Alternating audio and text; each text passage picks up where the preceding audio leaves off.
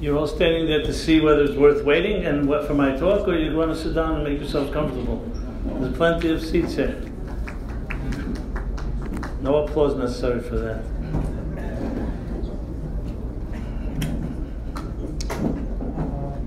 We can call this, I guess, a yontif because a siyum is a sudas mitzvah. And the Rebbe himself was the one that made the first siyum of them all. In Tov Shemem Hey, Yud Aleph Nissen was the end of the first cycle of the 3 chapters per day. You can see it on video. The Rebbe actually had a page of the Rambam. He took it out of his siddur and began to read it, both the beginning and the end, and then explaining it.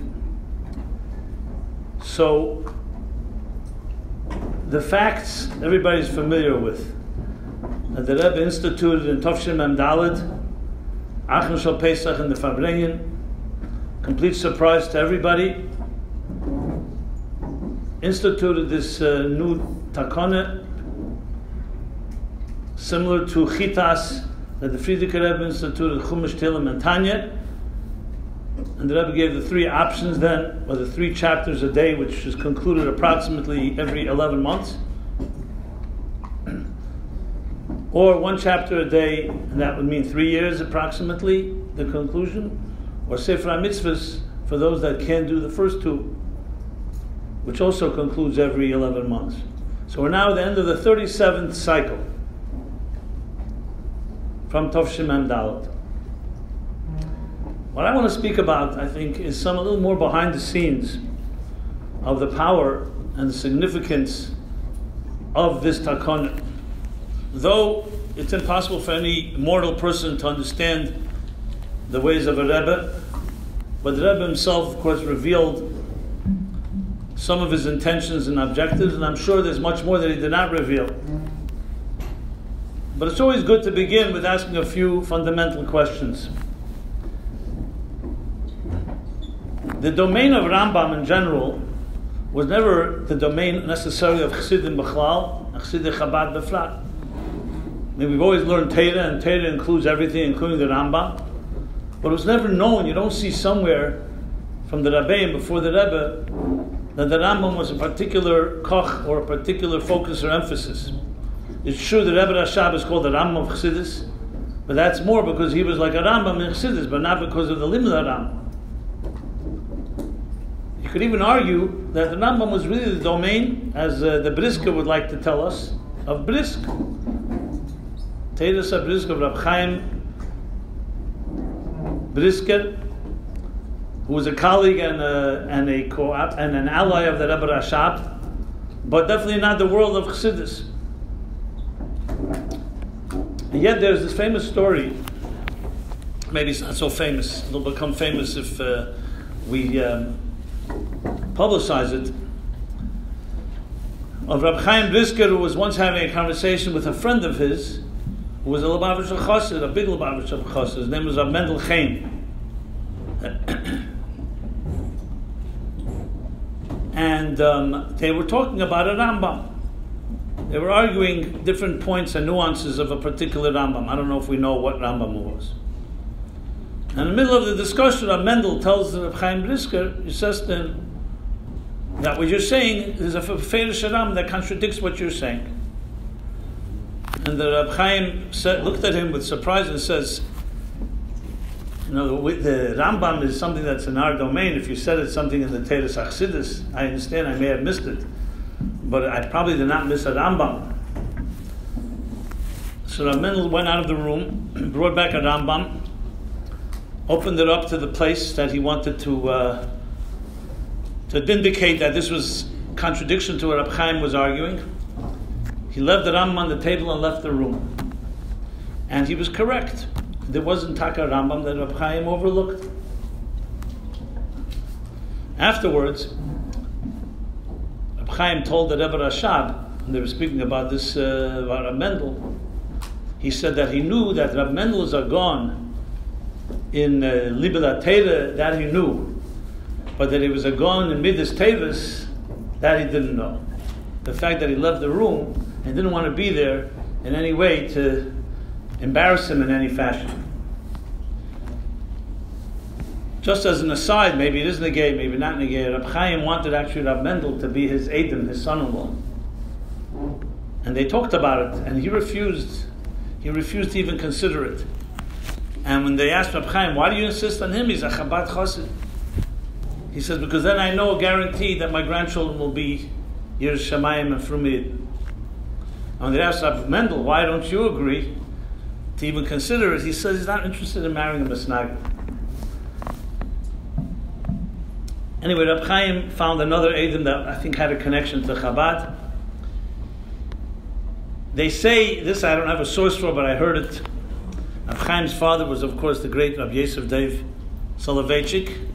They would say that he loved Chassidus, but he didn't like Chassidim. His son, Reb Chaim, liked Chassidim, but didn't like Chassidus. And Reb Chaim's son, Reb Elvel, didn't like either of them. So, the point here is not to speak B'Gnushin Shei Yisrael. I think it's important to know. And it just really intensifies the question. Because yes, Rambam was the domain of Brisk, or of other Litvish yeshivas, or other yeshivas. And here the Rebbe, so to speak, as one Brisker once told me, he hijacked it, turned it into takona, learning Rambam every day, with the Siyum that we make and all that comes with it.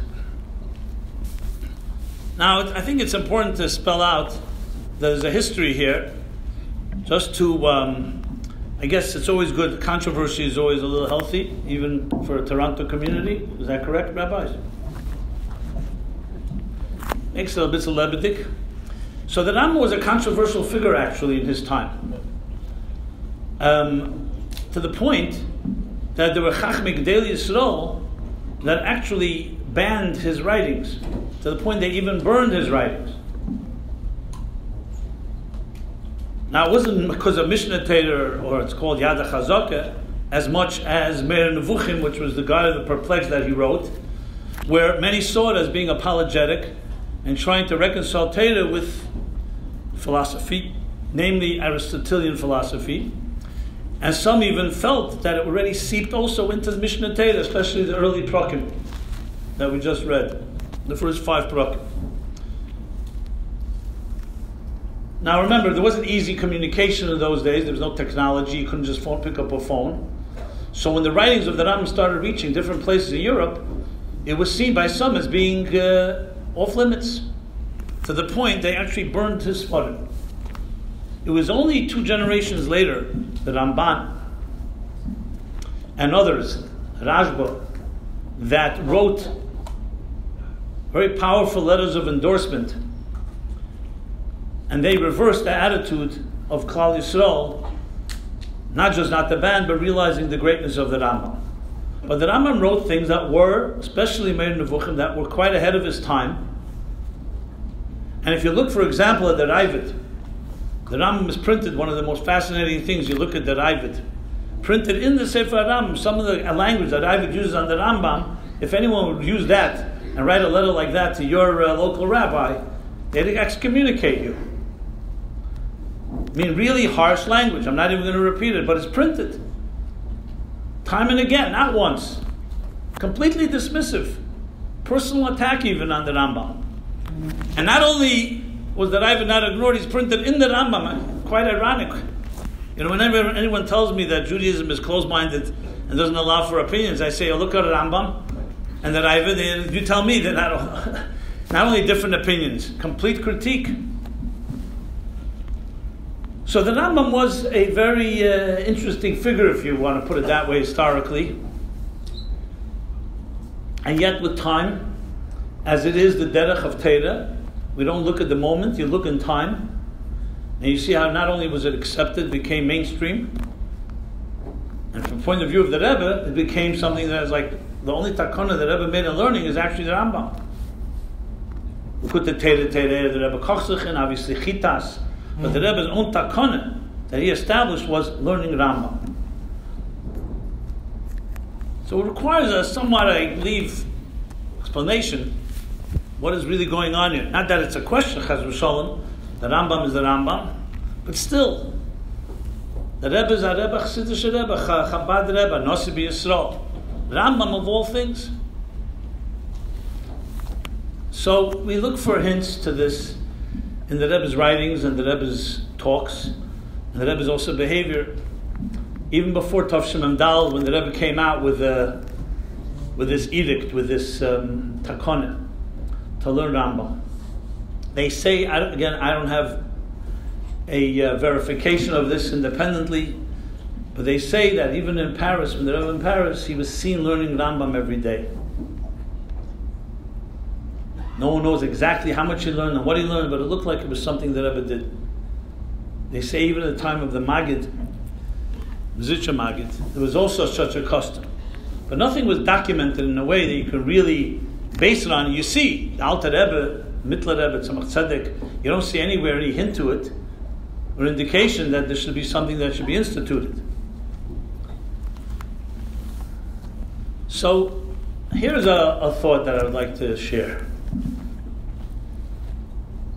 In Tov Lamed Hey, 1974, it was the end of Tov Lamed Hey, the beginning of Tov Lamed Hey, so it was still before the change of the year. It was Yutas Kislev, Tov Lamed Hey.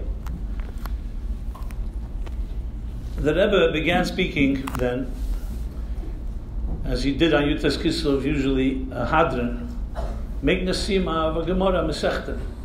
Yutas Kislev is the day when the Gemara Shas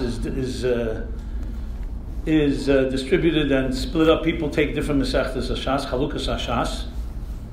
So the Rebbe then, every year, Yutas Kislev would make a Siyum on a Masechta. That year, the Rebbe made him Siyum on Masechta Tomid.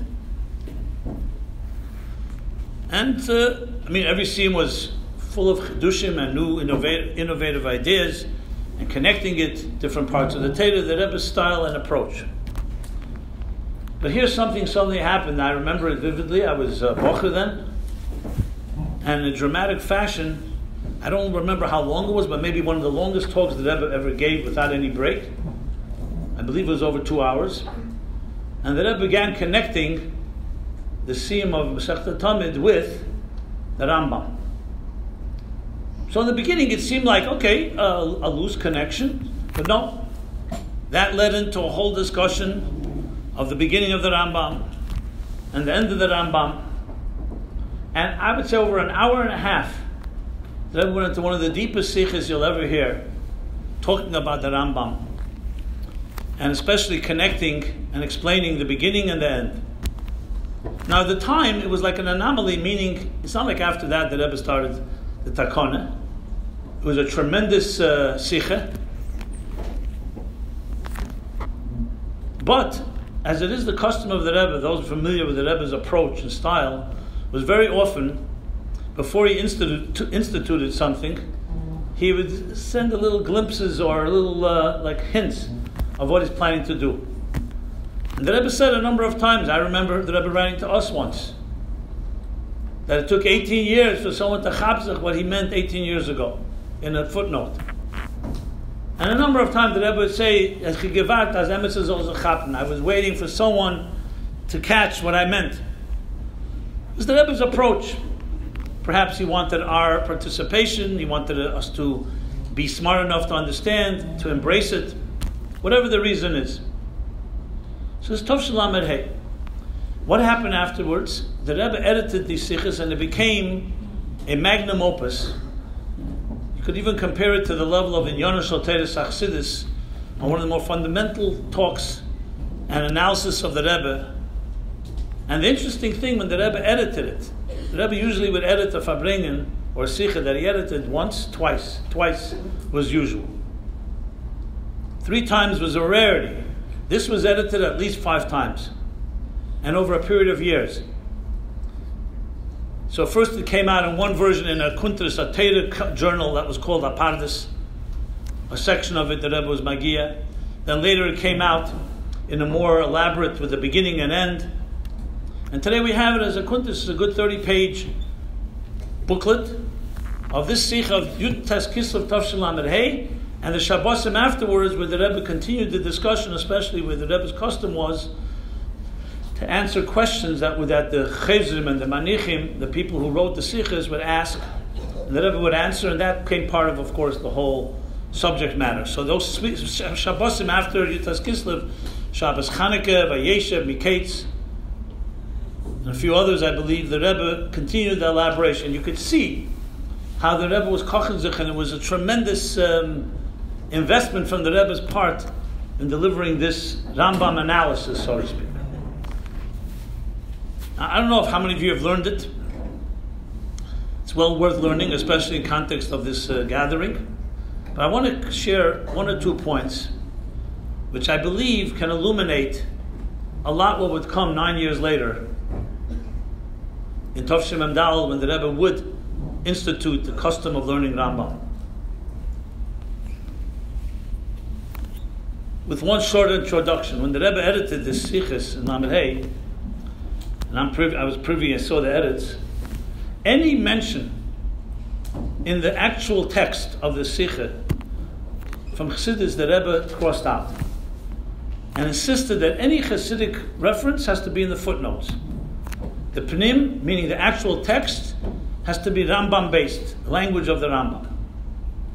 And it was pretty interesting to see that, because the Rebbe had no problem. You see in every Farbrengen, the Rebbe mixes Pshat, Remez, Drush, Sod, Chassidus together with Nigla. It's not like there's a Sich, here's only Nigla, and then later you, in footnotes, you find Chassidus. It's all Meshulav, it's all interwoven. As a matter of fact, the Rebbe once said in a Farbrengen, they say that when the Arizal, the Holy Arizal would teach, so there was the Alshech, Ramesh Alshech was one of his students, his great students, and he would fall asleep at certain points of the learning. I know it sounds a lot respectful. So the Arizal explained, because the Alshech, Ramesh Alshech's neshama, soul, was connected to Elam HaDrush, to the world of Drush. So when the Arizal would speak things that were not Drush, he'd fall asleep because his neshama was not connecting to it. So the Rebbe once said in the Farbrengen, he saw somebody drowse off, or maybe more than one person. He said, here you don't have that excuse, because I speak Pshat, Remez, Drush, Sod, all interwoven every moment. So there's no room for your neshama to fall asleep. But here, when it came to this Hadran, the Rebbe insisted that the actual text should be all Rambam based. And when you learn it, especially with the footnotes, because then you see the Chassidus behind it, you see how the Rambam is Kulei Chassidus. But the Rebbe insisted that it should be language of the Rambam. Now, what did the Rebbe say? The Rebbe began asking in his inimitable way a few very fundamental questions. The Rambam begins, you say this as we just heard, it's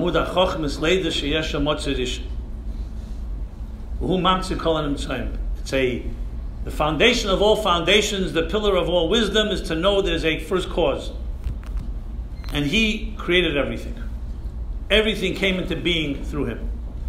Then comes halacha beis, the second halacha. V'im yala al adas.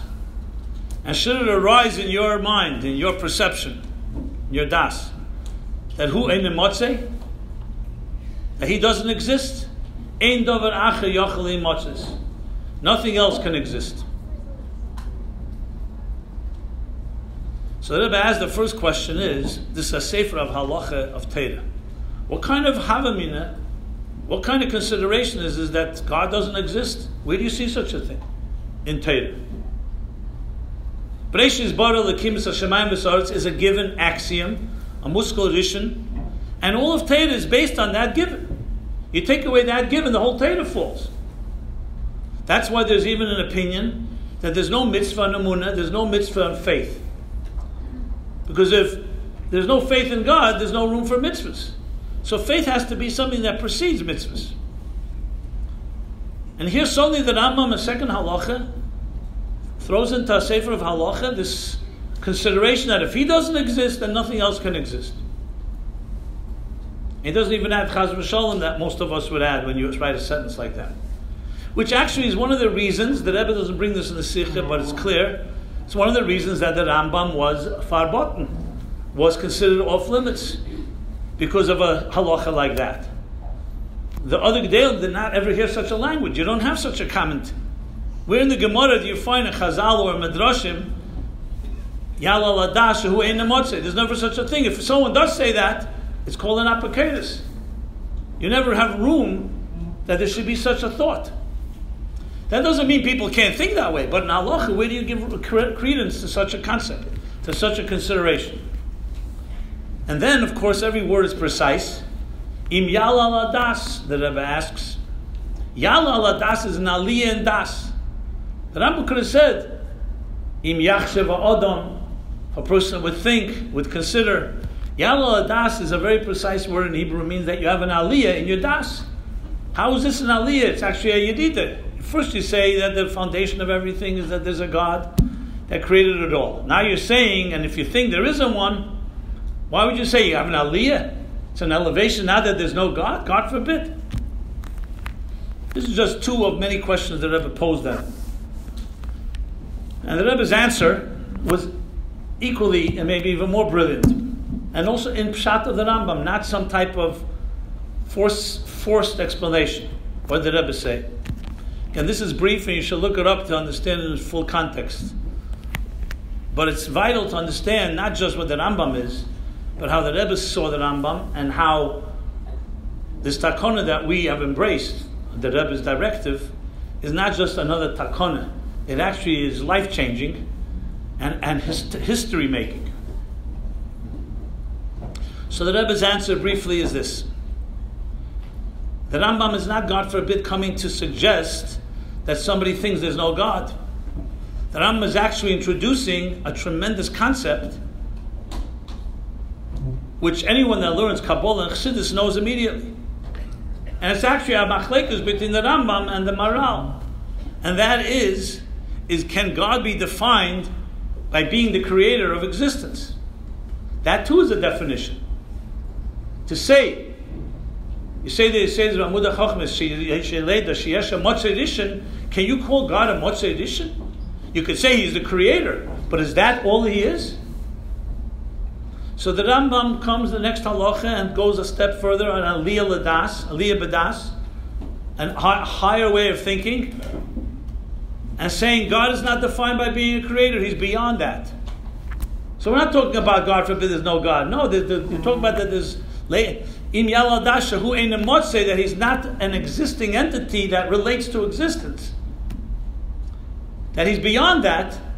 So the Rambam says, if that's the case, then nothing can exist. You need God to manifest as a creator for creation to be tefes mokim and matter for it to be created. If God is going to invoke, so to speak, His quote-unquote natural state that He's beyond existence, then there's no room for existence. And there's no room for existence, there's no room for Torah mitzvahs and for halacha and for the whole Sefer Rambam and the whole existence of the world, which we'll talk about in a moment more. So you see, the Rebbe is adding that the whole halacha base is actually coming to say something, a tremendous insight in understanding God. Those familiar with the philosophical terms of pantheism, and Spinoza, another Jew,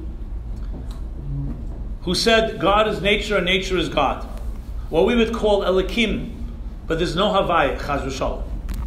What is the problem with that? The problem with that is exactly that God is only a Motzei Rishon. He's a creator, and He relates to existence, but nothing more. We know we say Havayahu Elikim, and every bracha we make, and how many times a day we say Baruch Atah Hashem Elokeinu Melech Haolam, Anochi Hashem Elokecha, and Yom Kippur will say it 7 times. What's this declaration of Havayahu Elikim? Many people have a klotzkash. You translate it into English, God is God, God is the Lord is God. What does that mean? It sounds like redundant. So if you know the Aleph Beis of Yiddishkeit, Havaya is the divine dimension that transcends existence, that's beyond Teva, and Elikim is Gematria HaTeva. And it's saying that God is nature, but nature is not God. Hu Mekayim Shalelam, but Ein Elam Mekayim. God is a Motzei Rishon, like the first halacha in Rambam. But He's not only a Motzei Rishon, there's also more. What the language of Chassidus would be, not just Mamala Kalalman, that God fills and permeates existence, but also Seviv Kalalman, God transcends existence, and even transcends the transcending of existence as well. Even that can be a definition. And all, if you read the Rambam now, it's all right there. But whoever would have interpreted that way. And it changes the entire understanding of the Rambam and what the Rambam was coming to say. So in the footnotes of the Sikha, you'll find references to Mamal Kalam and Sefer Kalam and Avaya and Elikim, but not in the actual text. In the text, you only see the language of the Rambam. I mentioned the Maral and the Rambam have a disagreement. Maral of Prague. The Rambam says in many places, Hu Hamada, Hu Yedei, Hu Yedua. That God is one with knowledge. We are not one with what we know. You know there's a table in the room. The table is not you and you're not the table. When God knows something, He's one with that which He knows. So He knows it from within Himself, so to speak. Comes the Maral and makes a whole fuss. And he says, 1 second here. How could you define God by what He knows? Even knowledge itself is a definition, and God is beyond das. And the Maral absolutely negates what the Rambam says, which is yet another reason that the Rambam was rejected on that level. And what does the Alter Rebbe do in Tanya Perek Beis and Perek Memches and in Shaykhid Vamuna Perek Tes? Comes and says that Kfar Hiskimu HaMukubolim with the Rambam, the Ramak and the Arizal. Because the Rambam is talking with the level of Atzilus. And Atzilus, Hu Hamada Hu Yedeya Das, as is Chochmeh and Bina and Chesed and Gvura, are one with God. But higher than Atzilus, higher than Tzimtzum, yes, true, God is beyond any type of definition. So the Rambam, the Alter Rebbe, basically reconciles between the Rambam and the Mukubalim. And the Rebbe comes, and especially in the second halacha, and the Rambam actually says the Rambam himself says it. The Rambam himself says it in the second halacha, that Yala Das, that God is beyond Das. So then, of course, the question is, then there's no machlekes between the Maral and the Rambam. The answer is, until this was Nizgala, revealed by the Alter Rebbe, and then later by the Rebbe in the Rambam, we didn't know that. When you learn Rambam ostensibly, it doesn't seem that way. Because the Rambam does seem to speak about things, a God that relates to existence. Consistently, he keeps talking that way. So, that's the nature of Torah. As the generation pass on, we have a deeper understanding, not just of the concept, but even of the Rambam's intentions. Now, you may know that the Rambam himself, there's 3 opinions whether he knew Kabbalah. Some say he knew, but it was concealed. He didn't reveal it because it was not his role to reveal Kabbalah. Some say he did not know. And there's a 3rd opinion. At the end of his days, he found out about Kabbalah. There's no real hachra. The Frierdiker Rebbe brings in the Sichos all 3 opinions. There's hints to the Rambam. The Rogatchover even hints in the Rambam something about the Sidus of Ak, of Atika Kadisha. And there's also, of course, the Rambam Yud, the Yeseides, Vamud HaChochmes, is an acronym for the Yud Kei Vav Kei, which usually someone familiar with mysticism or Kabbalah would usually bring that. But regardless, based on what I'm saying here, based on the Sichos and based on the Alter Rebbe and Tanya, it's very clear whether the Rambam was conscious of it or not is another story, but that the Rambam also includes levels of Elokus that are higher than its relationship with existence is very clear. In that Sikha, the Rebbe actually brings a famous expression that Chassidus cites. They're talking about God's existence. So there's an expression that you cannot say God exists like we exist. So therefore, the Rambam says in Meir Nevuchim that God is a Metzias built in Metzias Nimtza. Basically meaning a non-existential existence. It's saying you cannot say He exists, but you can't say He doesn't exist. So you say He doesn't not exist. Meaning He exists not in any way we can even understand. This is definitely not the Motzei Rishon dimension which relates to existence. There we say God created existence, but how much more is there? And the second halacha now reveals, according to the Rebbe's interpretation, and when you read it, as I said, it becomes apparent, that there is that dimension that's higher.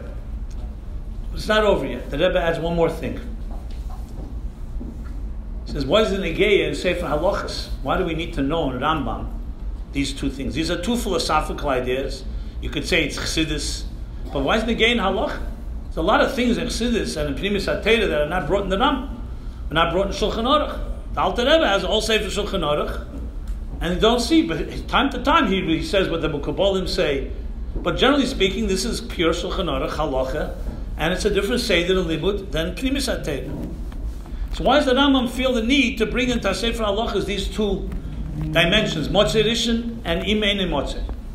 Ein Motzei. That he's beyond creator. So the Rebbe answers, because halacha, I remember when the Rebbe said this, it was mind-blowing at the time, and every time you read it and hear it, it's like unbelievable. Very basic, but the Rebbe says, God created the world. Since he created the world with rules, we can't break those rules. We can't suspend nature. We have limitations. For example, there's a din. A person cannot go 3 days without drinking. Can't go 3 days without drinking and 7 days without eating, which affects halachas in the Nedarim, whether a person could take such a vow, etc., etc. We have limitations. Everyone knows human nature, the human being, and the existence itself has parameters. The parameters of time and space that cannot be broken. Even God doesn't break it. Lo yushbesu. That's why we say kosher k'kriyas yamsuf. Why? It's difficult for God to split part the sea? But he created the rules of nature that land and sea do not live side by side. They live side by side, but there's a boundary. And God himself, so to speak, Kavyochel, bound himself to these laws, and therefore it's kosher. Yes, it's difficult for him in the world of the laws. Not beyond, but he doesn't invoke the beyond, the transcendent, in generally speaking. That's why Ein Chanal Anes, we don't depend on miracles, and so on. Can God create a miracle? Of course he can.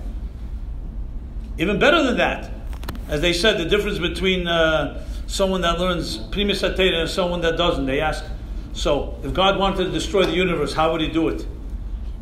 So the Baal Nigla gets into a whole discussion and a pilpul. Al pi halacha, how do you destroy something? You have to burn it. So the first thing, he'll bring a flood, like a mapple. Then he'll burn it, and Sreifa, like Bir Chametz, is considered bottle. And the Chassid answer is very simple. If God wanted to destroy the universe, he would simply do one thing. Nothing. He would cease to will. He would cease to speak. He would cease to breathe. So existence would cease to be. But the same Hashem, the same Eibishter created laws and follows them and wants us to follow them. And that's why halachas are connected to laws. Shabbos is the 7th day of the week, not the 6th day of the week. And the Isser Chometz is only 7-8 days of Pesach. Because even Torah Mitzvahs is bound by the laws of time and space. Okay, so here's the big question. God created things that are, we know, it says in Tanya, but even basically, there are things that are a mitzvah, that you must do. That's Kedusha, let's put it Kedusha. There is Isur, and there's Rishus. As the Alter Rebbe explains in Tanya, that Kedusha is something which is a bottle to Elokus, so it's keli for something beyond itself. Klip is the opposite, it's about itself, ego. And there's Rishus, which is neutral and can be used either way. How do we human beings, who are created by God with the laws of time and space and the laws of existence, how can we take a Dovish Abachel and turn it into Kiddush? We don't have such power. We can't rewire existence. This is existence. And it says actually in a Medrash, where a thing that is neutral, a thing that is a mundane piece of matter, food, or our jobs, say, what do you mean? Why are you turning this into holiness? Obviously, we can't do something against God, but it's not the domain of Kedusha. Kedusha is in the Beis HaMikdash. Kedusha is on Yom Kippur. Kedusha is the things the Eibishter said is Kodesh. How do we have the power to take a chlaf, a piece of parchment, which comes from a hide of an animal, and it could be even an animal that was not shech, an animal that just died, an avela, and turn it into parchment that we use for a Sefer Torah, for tefillin and mezuzahs? How do we have such power? And the whole question is fundamental to the understanding of halacha, because the whole Sefer Halacha is coming to teach us that here's the world that God created, and God is telling you here the halachas that I'm giving you to take this world and sanctify it and make it something godly, to make a dira b'tachtenim in our language. How can we do that? So the Rambam is struggling with this question. He has to answer it in a Sefer Halachas, because it's not just a philosophical question, it's the basis of halacha. So the Rambam has the two halachas. One is, the first halacha says that God is a Motzei Rishon, which means He created existence, therefore that gives us the power to bring Elokus into existence, but how can we change existence? We have to invoke something that's higher than the wiring of existence. As they say in science, they say you cannot change a system from within a system. Or in our language of the Gemara, Ein chovish materes atzmei. Something that's bound up in fetters cannot untie itself. If you're the cause of the problem, you cannot be the cause of the solution. You need something greater than the problem to create a solution. Comes the second halacha in the Rambam that says the Eibishter is not bound by these rules. When you bring that dimension of Ein and Motzei into your work, into your service, you actually have the power to rewire and change matter itself. You can turn a geshem into a ruchni. Matan Torah was that chiddush. Till then there was a gzeira that something that was material cannot be spiritual, and something spiritual cannot be material. Spirit and matter, the original E equals mc squared of Einstein, that energy and matter are reversible, is essentially what happened by Matan Torah, and that was befedish achidush. The Ovis even, our patriarchs cannot achieve that type of level of complete integration of matter and spirit. So the second halacha introduces that, and that's why we can come into a world and change the world. Not just reveal high levels of revelation, but actually change matter itself. You can only have that from the power of the engineer who created those wires in the first place. In 1960, Tov Shechov, a group of students came to see the Rebbe with Dr. Block, Olav Shalom. And they asked many questions. One of the questions they asked, I think the last question was that they heard that the Rebbe can perform miracles. Is it true? And the Rebbe looked at them and said, I'm not responsible for what other people say about me. However, if you're asking about other Rebbes that perform miracles, let me tell you that it's not so complicated to understand, that it's not such a miraculous thing for them to perform miracles. Why? Because everything in this material world is a manifestation and a reflection of its spiritual archetype and counterpart. So for most of us, we are bound by the laws of existence. But if someone is able to go into the engine room and rewire it, so it's like someone tampering with the DNA or genetic engineering, then it's very simple. They're changing it in its root. So inevitably it will change also on the physical level. That was the gist of the Rebbe's answer. A number of years ago, I actually found the Rebbe's edits to this Yechidus, and I printed it as a shudder for my son's bar mitzvah a number of years ago. Probably 20 years ago now, actually. Zeit läuft. Yeah, time flies. Since we're so heavy here, man, I might as well tell a joke about time flies. Okay? Just in case. So there was this old Jew from the Lower East Side who came from the old world. He's trying to assimilate and find his way. He was always looking to hang out with all the people in the community that were like of a higher social status, so he could also fit in. So he once got himself a lunch invitation. He's sitting with all the chashuv aristocrats there. And someone mentioned Mozart. Mozart was, of course, a great musician. So he right away saw his opportunity. He says, yeah, Mozart, he lives down my block. So they all started giggling and cackling, and you can imagine this old Jew. So they said, really, huh? Mozart died. Oh, he says, yeah, remember, it was a big funeral. They said, no, it was a few hundred years ago. So he said, oy, wie die Zeit läuft. You know how time flies. Okay. It has nothing to do with my talk here. I'm sure you can find some connection. I just mentioned it, so I reminded myself. Anyway, back to this discussion here. So the Rebbe said that. I might as well mention the end of that Yechidus. The Rebbe says to the students, he says, so now, if you leave this room tonight, and each of you resolves to do a good deed and a mitzvah, I will have performed a miracle. That's what the Rebbe said. When he edited it, the Rebbe changed the I to we. We will have performed a miracle. So going back, the second halacha of the Rambam is not a miracle. It means that when the Eibishter gave us power, and that's the basis of halacha, Dvar Hashem zu halacha, that when you invoke that power of Ein Motzei, you can come in and change existence. And it's not a footnote. It's a fundamental principle, because without that, halacha doesn't have the power that it has. And that's why the Rambam brings it in the second halacha. Okay. Ad kan, the discussion on the Rambam. Now, I remember I was in my young formative years when I heard the Rebbe speak these siches. It always left a tremendous impact on me. And I've studied it many times and thought about them and again. Something that came my way, I don't remember exactly when, but I was looking at a sefer written by Rav Yosef Dave Soloveitchik, an enikel of Chaim Brisker and a namesake of Reb Chaim's father. The Rav is known. The more irreverent way some people call him JB. And he actually came to the Rebbe in Tafshin Mem, the Rebbe's 30th year of Nesius. And they knew each other back in Berlin. So he has a book called Ish HaHalocha, the halachic man. And in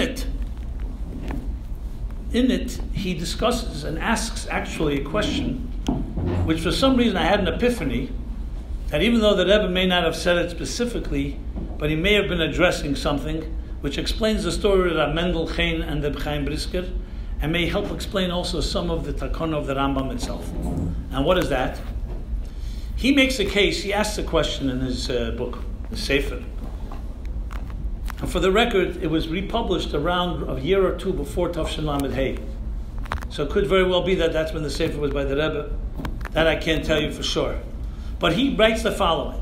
He asks a question, Klotz Kasha. He says, I come from the great school of Brisk, which was preceded by the great school of Volozhin, all the way back to Reb Chaim Volozhiner. And they chose not to embrace the approach of the Alter Rebbe, Reb Shneur Zalman of Liadi, who was both the Bala Shulchan Aruch and the Bala Tanya, basically embracing both Primus HaTeira and Nigla de Teira. They chose to embrace Nigla de Teira. And you don't find in the school of Volozhin or in the school of Brisk focus at all on Primus HaTeira. Yes, there's a Nefesh HaChaim, there's exceptions, but the general gist of what's in the yeshiva that's taught is only the Nigla. So he always wondered, why would his grandfathers, it seems that the Alter Rebbe's approach is B'chlal Masayimona. It has both. You learn Nigla and you learn Primus. So he says, I'm explaining this in my book. I want to defend my own ancestors, why they did not choose the Alter Rebbe's approach.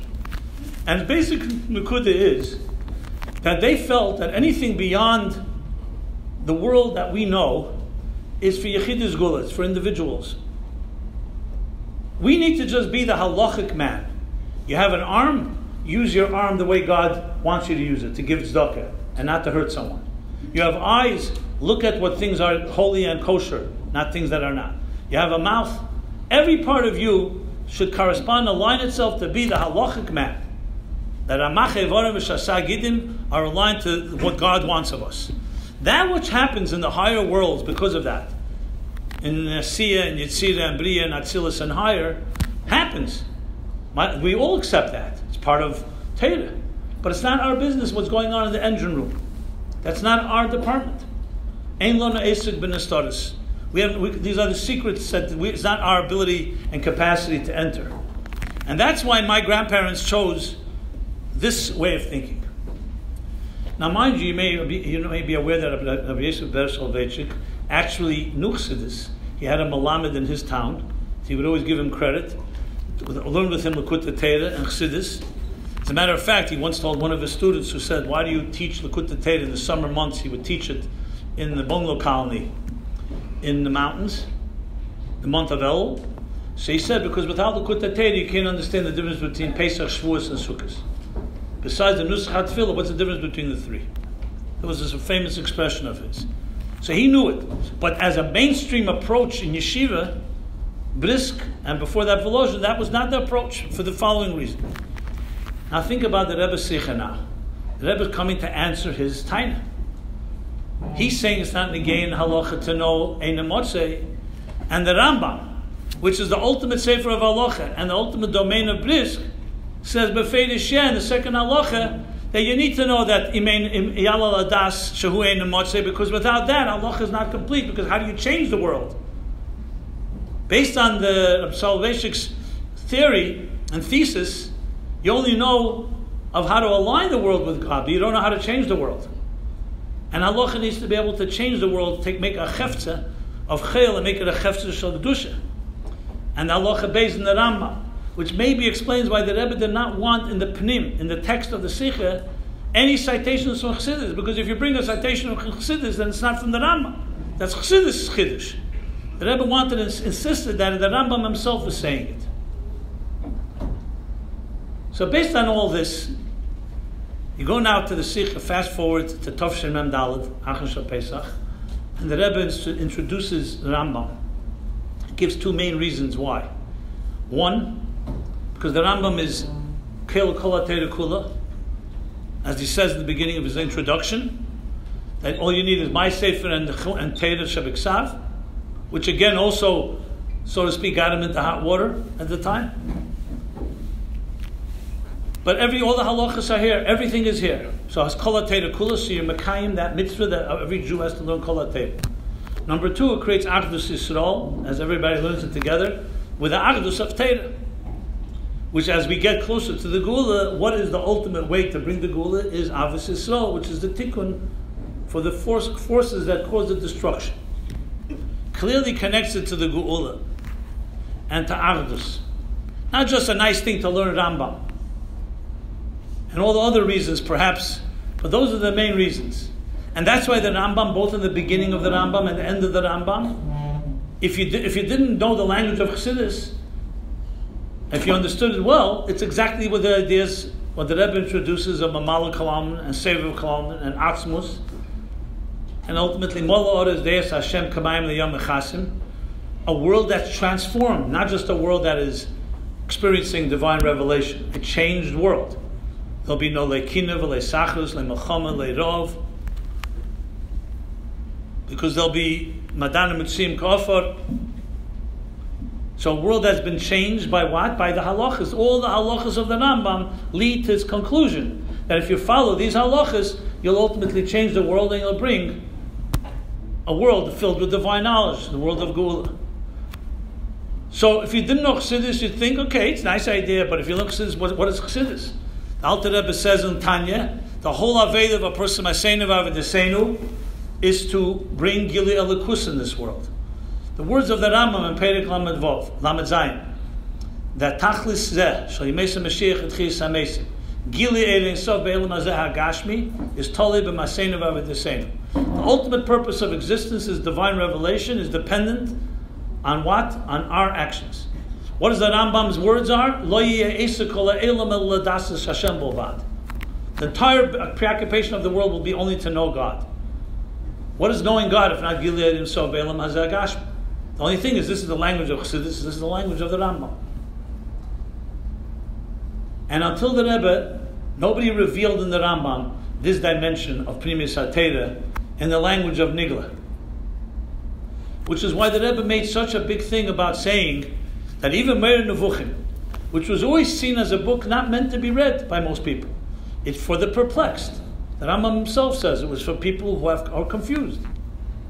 And yet the Rebbe brings that the Alter Rebbe would teach Meir Nevuchim, Tzemach Tzedek, Al Pi Chassidus and Kabbalah. It's not a small matter that. No one ever connected Meir Nevuchim with Chassidus and Kabbalah. They could say it's the Holy Rambam and it's Eis Gehalten on some level, but to actually say that it has Pnimis HaTeira in it, there are many things in Meir Nevuchim that seem to contradict on the surface level some things that say in Chassidus. Like I mentioned before, Hu Hamadu Hi Yedeya, the Maharal disagrees with, and yet the Rebbe brings that the Rambam himself also understood there was another dimension. So the Takon of Rambam appears very obvious that it came, Toshim Emdal, it wasn't just out of nowhere.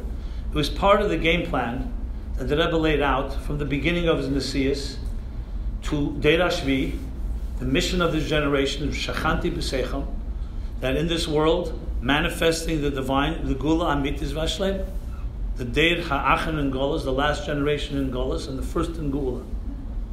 And the Rambam is part and parcel of that in a very profound way, because not only does it take a sefer, which is always known as a sefer of Halacha and Nigla, and turn it into something that we can also understand, Primis HaTeira, but it's actually part of that process. It's directly part of that process, which explains why the Rebbe would embrace this. It wasn't just another way to get people to learn Torah, which of course it has that benefit as well. So when you think about it, you see things that on the surface level don't always seem obvious, but as you think about it, you see a bigger picture emerge. And that yes, when we sit and learn those 3 prakim, and sometimes we know how hard it is, and some of it is very dense and very complicated. I know some of us do it just like we daven, lip service. Okay? But the bottom line is, every time you do that, what you're doing, you're being mamshech elikus. In halacha, in nigla, in the language of the Rambam, that was always seen as the rationalist, not the mystic. In all the books you look, you'll say the Rambam is the rationalist, he's the philosopher, the doctor. Obviously, Godel b'Teira, but he's seen as the rational approach to Torah. Never will you see anyone connect him with mystic. And here the Rebbe took it, Lamed Hey, and that Sikha, and many times afterwards, and made it one and the same. If you think about it, it's really quite revolutionary. I wonder what Rab Chaim would say. So when Rab Mendel Chaim showed Rab Chaim the Rambam, a Chabad Chosid, so to speak, showing the expert on Rambam, they missed the Rambam, maybe it hinted to a lot more to it. Because to fully appreciate the Rambam, you need to be also a Chosid. But the point here is not to pull rank, and not to say someone's greater than others. The point is to unite all Jews together, of all chugim, of all backgrounds, of all personalities, everyone in their own level. That's why the Rebbe brought Sefer HaMitzvahs into it, which made it even accessible to children. All connecting it to these deeper concepts of ultimately the Achdus of Kol HaTeira Kula, Neshama and Guf of Teira, which relates to the Neshama and Guf in Eden. Neshmasa Deraisa, Gufa Deraisa, and there's the Shmasa of Yisrael, and there's the Shmasa of the Ebershter, and there's the Gufa the Kodesh Kutshe Brich, which is the Chetzenius and the Pnimius, and the Edis and Kalim, and all the other ways it's explained. And where more appropriate is doing that in the Deir HaShvi. That's the goal, full integration. So it's not a question, why was this not done in the previous generation or previous generations? Everything has its time. Everything has its time. And when that time comes, then you reveal such depth. Now, to be honest, I have many regrets, but one regret, I've always wanted to ask the Rebbe this question, whether this Eizgehal, I don't know if the Rebbe would have answered that it was a response to Rabbi Soloveitchik's argument. It was not the Rebbe's style, B'chlal, to say that he's responding to someone else, but when you read it, it becomes so obvious that he makes an argument and the Rebbe responds to it. That you need, for halacha itself, you must have ein emotzei. It's not enough, just a lakuz that relates to existence. I took the liberty to speak, I guess, on a deeper level because I see so many scholars and academics and professionals, some retired, that I know for so many years. So I hope I did not tax anyone's patience. But I think it's part and parcel of what the schus I had over the years. To be able to access the Rebbe and ask questions and get clarifications. And I want to share one thing that I've never really talked about too much, but it's something about the Rambam. So everyone loves to have ein beis medrash b'lei chidush, meaning some revelation of pirsum rishon. There's a new thing today, pirsum rishon. How do you translate that? It's the opposite of fake news. It's first revelation, first headlines. It reminds me, before I share that, my father, who was a journalist, an Allgemeiner, and before that, the Tag Morgen Journal. So every year Simchas Torah, almost every year Simchas Torah, the Rebbe would give him many brachas, but one bracha the Rebbe would always tell him, as zol zecher sein, you should merit, that the Alter Rebbe said, Moshiach wird stehen in the Gazetten. And Moshiach will be written about in headlines of the newspapers. So the Rebbe would tell my father, she should be zeichet to write in the headlines of the Allgemein. Moshiach yikumen. So one year my father said to the Rebbe, can he ask the Rebbe for the scoop to hear the news before all other newspapers hear about it? Since the Rebbe's giving him the bracha, my father took the liberty to, why not? So the Rebbe smiled and said, as soon as I know, you'll be the first to know. So I feel as the oldest son of my father that I'll be the first to know because my father is up there now. So it's good to be in touch. I'll let you know as soon as I know. Okay. So we put it in. My father later, my mother told me, interesting, that every week when the Algemein would go to print, so my father always held the main headline for the last second before it had to go. Because you never knew when the phone call was going to come.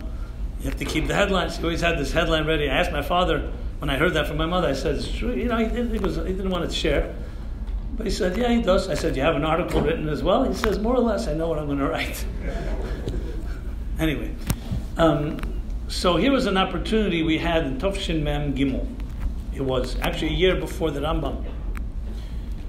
So the Rebbe spoke then about radio, learning Tanya on the radio, spreading Chassidus through technology. And there was very strong sichas about it. Actually, no, it was Mem Daled, the same year. Mishpotim and Truma Mem Daled. Yeah. The Rebbe spoke about publicizing Chassidus on the radio, and there was, of course, the critique that many had. The radio has all kinds of other stuff on it. And of course, the critique would apply even more today when you talk about television and internet and so on. As a matter of fact, I don't know if you know this, but when the Rebbe first was asked the question whether they should, with Rabbi Weinberg, to start learning Tanya in the radio in 1960, Tov Shechov, the Rebbe for a year or two said no. He said, not yet.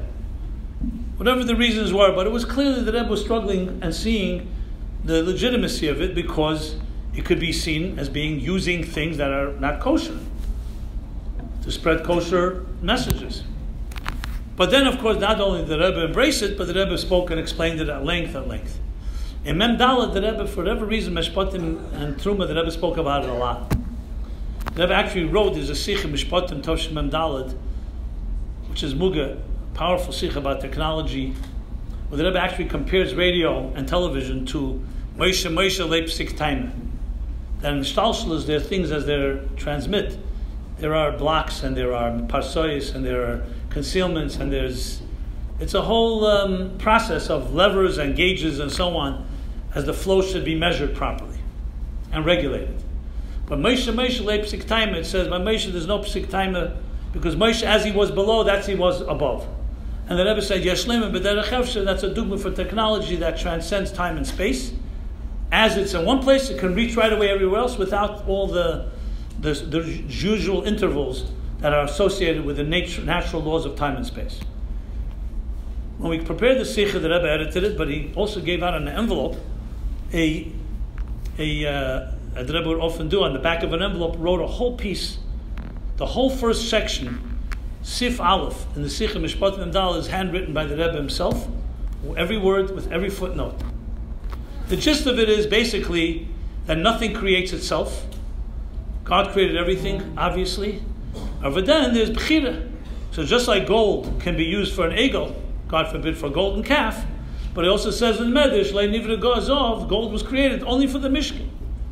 The fact that there are fools that use it for the opposite, God doesn't destroy the world because of the fools. In the famous Mishneh, Gemara. That's the Kudus. Then the Rebbe went and added even more a letter. He wrote a letter and wrote, we should write B'michtav ... where he talks about the idea that there's no such thing, even Shadim, and even Kishuf, not a Chizis Hanayim, even real sorcery, where the Gemara talks about someone created a Goylem and so on. There's the famous expression abracadabra. You ever hear of it? Abracadabra is actually two Aramaic words, Ibra Kedibra. Ibra Bora Kidvarai.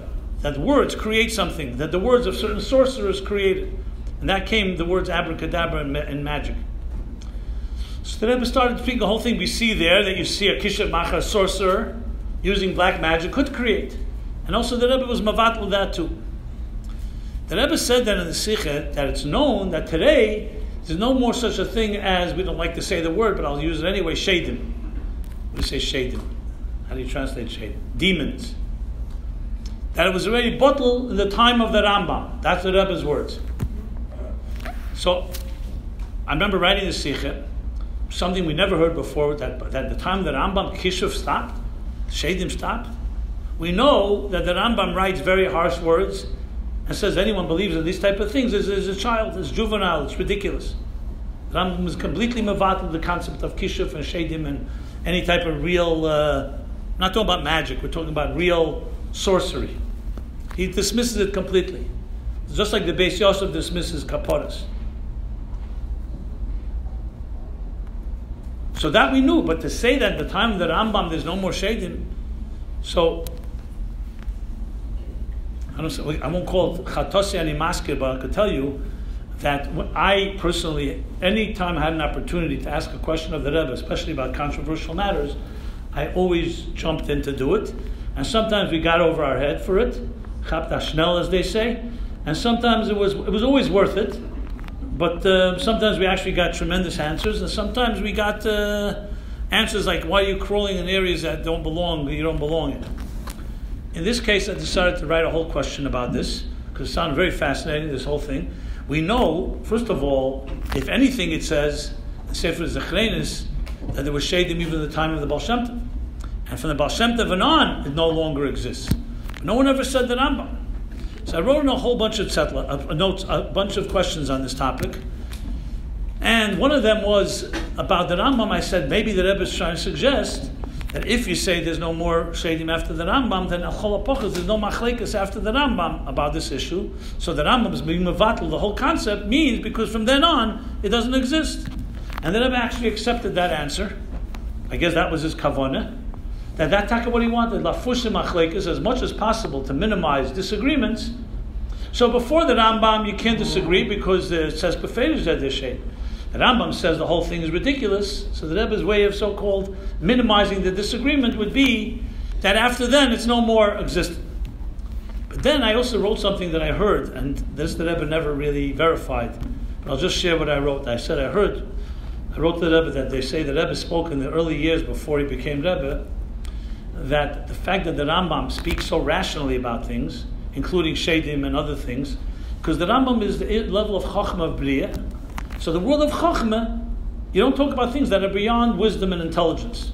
Just like Shammai talks from Gvura and Hillel from Chesed, the Rambam talked from Seichel. That doesn't mean there's nothing higher than Seichel, like we said before with the Maral. In the world of Seichel, Seichel is how we relate to God. That there's higher dimensions, yes, but the Rambam doesn't talk about those dimensions. The truth is, I wanted to confirm that the Rebbe Taka said this, because I heard it from someone, but I didn't know if it was reliable. This the Rebbe did not answer. So it remains either the Rebbe said it or didn't say it. But the point I wanted to make was something, this is probably the first time I've really shared it in public. I thought it's something worthwhile to share since we're celebrating the Siyum of the Rambam, the 37th cycle. So let me conclude with obviously a Maiso Iker. The Rebbe, part of the Rebbe's Nesias and leadership, includes many things. But one of the last takonas was definitely the Rambam. And a takona that not only the Rebbe instituted, but you see the lengths that the Rebbe himself went to learn Rambam and to speak about the Rambam. And every Fabrengen, the Rebbe would explain the Rambam of that day, going forward. You saw many pictures of the Rebbe going to the oil in the car, learning Rambam La'am. And you see that in the immersion and the investment, that there's no doubt that the Rebbe was more than just, as I said, another chelik and Torah. It was clearly part of the bigger plan. It says, Kol ha'esek b'Torah seila, when you learn about something, Torah creates reality. So there's no question the Agdus of Kol HaTorah and the Agdus of Eden, and the Rebbe was part of this bigger plan, the final steps of bringing the Geula. You know, Tafshin Chavov, this lately has become more known. 100 years from the Tzemach Tzedek's Stalkus. Chassidim would always say, when the Rebbe spoke about the Tzemach Tzedek, he was speaking about himself. So the Rebbe spoke then, Yud Gimel Nissen, the Tzemach Tzedek's Yortzeit. Like Yud Gimel Tishrei, Echad Be'echad, the Rebbe Marash is Yud Gimel Tishrei, the Tzemach Tzedek is Yud Gimel Nissen. So the Rebbe said then the famous story, which I think happened actually with Itcha Volozhiner. who asked the Tzemach Tzedek how could he put himself in sakana, in danger, by going to Petersburg and intervening. It was dangerous times, and he can get arrested, and they can put him away, and all the Chassidim will be bereft without the Rebbe. How could the Rebbe put himself in such danger? He could send a shliach, and the Tzemach Tzedek answered, I'll answer in the language of Gemara, with an answer and a boy sema, and a second, an alternative answer. He said, erstens, the kinder. First, there are the children, meaning the Rebbe's Tzemach Tzedek's children will continue. If anything, God forbid, happens to the Tzemach Tzedek. A boy sema, alternative answer is the Achdus from Chassidim will they finden to Moshiach. The unity of Chassidim will lead them to Moshiach. That was his answer. In case, God forbid, something happens, it would be the Achdus. The Rebbe said these words. It's on tape. You can hear it. The Rebbe said, Hein zijn doch nicht die Kinder. Is not da the Iboye Sema, the Achdus from Chassidim. Today, we don't have the children. So the only thing that's left is the Achdus. Now, what the Rebbe meant that they were the children, did he mean, obviously the Tzemach Tzedek's children were already all nostalgic, but you have the Rebbeim that came afterwards, including the Rebbe. So some sort of think that the Rebbe actually was talking about himself, about him not having children. So the only option we have is Achdus. And Achdus wird finden zu Mashiach. Now this is something I'm speaking to myself just as I speak to you. This is it's called the punchline, my view at least. The Rebbe said a number of times, and wrote it in Sedlach, that it would be Achdus, we already would have Mashiach. Now everybody in this room, and every chassid on earth, and anyone that takes the Rebbe seriously, literally. There are people that would not, if a doctor said, do an operation on your child, and the Rebbe said, do not do it, even if it's a danger of life and death, I have no question that every chassid would listen to the Rebbe without even a question. And here, such a fundamental thing, we're unable to master this art of Achdus, even fake it. So you could say whenever something has high stakes, there's always a tzaddik keneged that really puts all its energy. But I don't know if that's an excuse. In Tov Shem Mem Zayin, Tov Shem Mem Zayin, a famous Fabrengen about Moshiach. So that one of the last sichas, the Rebbe speaks exactly about this, and he says, cannot explain why when we have so many blessings in our lives, we cannot have unity. And that you see places that machlekes breaks out where there's no explanation at all, it's not rational. And he says there, the only way you could explain it is because when it's so vital and it's so close, that's when there's so much resistance. So I'm saying this purely, as I said, I don't mean anybody here, I don't mean necessarily this community, frankly. It's just when you hear that the Rebbe established and instituted Rambam, and clearly made it very clear, it's Achdus and Avos Yisrael. The Achdus of all the Eden learning the same Torah, to bring the Geula. It seems to me, like they say, there's an expression, you're either part of the problem or you're part of the solution. Whenever there's a fight, whenever there's a machlekes, you're either part of the problem or part of the solution. So some people say, no, I'm a bystander. I'm neither of the two. So the Rebbe already once wrote to somebody that a bystander is also part of the problem. You're either part of the problem or part of the solution. Every person makes a achlot in his heart, I will not be part of any type of divisiveness. Guaranteed that the fire gets weaker because it needs fuel. You could always identify any disagreement to its root. The problem is when it takes on a new life. People get involved and everybody's involved everywhere. So I believe that we have to make a call of our time. Especially now we're celebrating the end of the 37th cycle. And the Rebbe is watching, gave us this gift, gave us these instructions. So everybody's learning Rambam, but there's a part of it that also has to include that effort that we have to make. And definitely not be part of something the opposite. And this, I believe, is for all of us, wherever community we're in. And I say again, I'm not saying this, I was not sent as any messenger to say anything to this community here, to be honest. Everything's Ashgacha Pratis. I'm saying from my heart what I feel is something important to emphasize, because this is something that is in our power. And don't think it's not. So, with all that said, a positive note, may we be zeichet to be with the Rebbe together, who instituted the Rambam, be zeichet to most importantly, the words of the Rambam at the end and the conclusion, which is really the summation and the realization of everything the Rambam writes in the beginning of the Rambam. Everything sandwiched in between. All the hundreds of halachas comes down to Leida Sheyesha Motzei. There's a level of Ein Motzei. You can change the world. And then the Rambam is that we are going to change the world. And we know it 100%. We know that all the efforts and all the Mesiras Nefesh and all the generations all comes to fruition with the Gula Mitzvah Vashleim. It's not just another step. It is the sum total and the fruition of all of it, all the building blocks that were built. They say that they asked, there was this debate between these few Schneider, a few tailors. And one was very depressed and one was very happy. The guy that was depressed says, the guy who was very happy says, I'm happy because I heard the Lubavitcher Rebbe said Moshiach is about to come. And people will come and there'll be Tchias HaMesim. We'll have a lot more customers. And we'll have a lot of people who need clothing, you know. So why are you depressed? He says, I'm depressed because you know how many people rising are tailors themselves? You know? So he says, yeah, but they don't know the latest style. We do. So we may be small people, but we stand on the shoulders of giants. And as such, the Makah B'Patish means the last step. We come with the strength that everything that came before us. And I remember more than once the Rebbe saying in a Fabrengen, looking at the people and everybody in the gathered, that every one of us has to do that one little thing. And accumulatively, the thousands of years of Mesiras Nefesh and the Yisurim, Rachmana Litzlan, and all the prices paid will come together, and that one little match, that last spark, that last step that tips the scale, brings it to total fruition. And it's not something that needs a miracle. Because the fact of the matter, the world has become a better place, more refined. We live in comfort. We live in a situation where 70, 80 years ago would have been seen as a miracle, let alone a few hundred years ago. And yet, our challenge today, with all our comforts that our grandparents did not have, the comfort of just sitting and gathering here together without the fear of being arrested or killed or excommunicated or expelled and so on.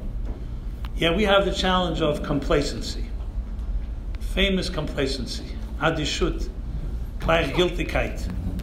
Which means the classic one where the guy says to his friend, he says, what's worse, apathy or ignorance? He says, I don't know and I don't care. You know? Indifference. Very easy to be indifferent. I saw Yechidus, the Rebbe in Tovshin Chav Daled, in the summer. 5 lines, 6 lines. Somebody was by the Rebbe, and the Rebbe says these words. Every generation, the Rebbe says, has its nisenis, its tests. We went through the test of anias, poverty, oppression, slavery, the challenges of znus, of avodah zarah. And now the last test is Freiheit, the test of freedom.